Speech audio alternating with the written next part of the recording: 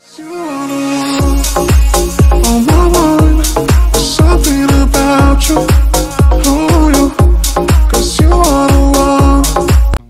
মুক্তি পেয়েছে 3টি ছবি, এর মধ্যে 2টি শাকিব খানের, একটি নবাব, অন্যটি রাজনীতি। মুক্তির একদিন পেরোতেই রেকর্ড করতে যাচ্ছে নবাব। প্রথম দিনেই এই ছবিটির কালেকশন 2 কোটি টাকার উপরে। ঈদের দিন ও পরের দিন সরেজমিনে রাজধানীর বিভিন্ন হল ঘুরে দেখা যায়, নবাব ছবি দেখার জন্য বেশিরভাগ প্রেক্ষাগৃহগুলোতে ছিল উপচে পড়া ভিড়।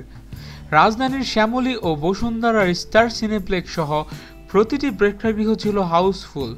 জ্যাজ মাল্টিমিডিয়ার কর্ণধার আব্দুল আজিজ বলেন, এটা শুধু জ্যাজ মাল্টিমিডিয়া না, বাংলা সিনেমার জন্য অনেক বড় অর্জন।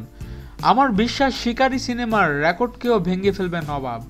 এই সিনেমাটির সফলতা নিয়ে শাকিব খানের সঙ্গে যোগাযোগ করা হলে তিনি লন্ডন থেকে মুঠোফোনে বলেন, বাংলাদেশের মানুষ আমাকে এতটা ভালোবাসে, এটা আমার জীবনের সবচেয়ে বড় পাওয়া। তারা ডিমান্ড করে শাকিব খানের কাছে, তারা চায় শাকিব খান তাদের পুরো সময়টা প্রেক্ষাগৃহে মাতিয়ে রাখুক। আমি দর্শকদের ভালোবাসা ধরে রাখার জন্যই কাজ করে যেতে চাই। জ্যাজ মাল্টিমিডিয়া ও ভারতের এসকে মুভিজের ব্যানারে নবাব ছবিটি পরিচালনা করেছেন জয়দেব মুখার্জি ও আব্দুল আজিজ। সারা দেশে প্রায় 129টি হলে প্রদর্শিত হচ্ছে এটি। ঈদে শাকিব খানের কোন সিনেমাটি আপনারা দেখেছেন?